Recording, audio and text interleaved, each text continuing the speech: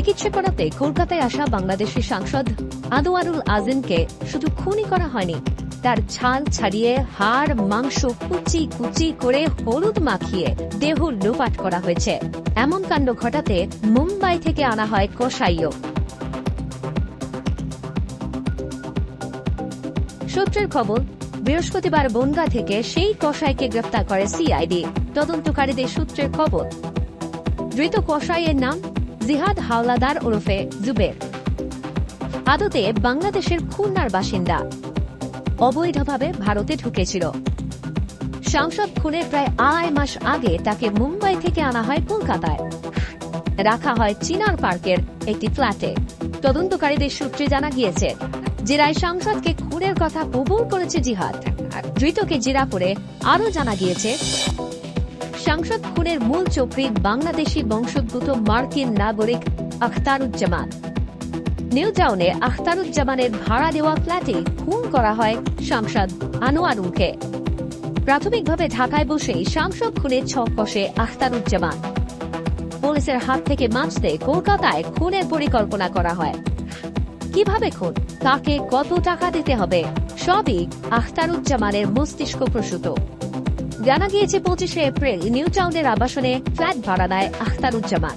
এরপর পরিকল্পনা মাফিক প্রেমিকা শিলাস্তি রহমান ও সাবরেত সৈয়দ আমানুল্লাহ ওরফে শিমুলকে নিয়ে ভাড়া বাড়িতে উঠে। তদন্তকারীদের প্রাথমিক অনুমান, প্রেমিকা শিলাস্তি রহমানকে দিয়ে সাংসদকে হাড়ি ট্র্যাপ করে আখতারুজ্জামান। নৃশংস এই হত্যাকাণ্ডের সঙ্গে জড়িয়ে একের পর এক চরিত্র। তদন্তকারীদের সূত্রের খবর, সাংসদ হত্যায় জড়িত ছিল সিয়াম, ফয়সাল এবং মুস্তাফিজুর নামের 3 ব্যক্তি, প্রত্যেকে বাংলাদেশি নাগরিক। এদের সঙ্গে খুনের পরিকল্পনা চূড়ান্ত করে 10 মে কলকাতা থেকে ঢাকা ফেরে আখতারুজ্জামান। এরপর 12 তারিখ কলকাতায় আসেন আওয়ামী লীগের সাংসদ আনোয়ারুল আজিম। তারপর দিন 13 তারিখ নিউ টাউনের ফ্ল্যাটে ঘটে হত্যাকাণ্ড। তদন্তকারীদের সূত্রে খবর, 13 মে সাংসদকে নিয়ে ফ্ল্যাটে যায় ফয়সাল ও আমানুল্লাহ।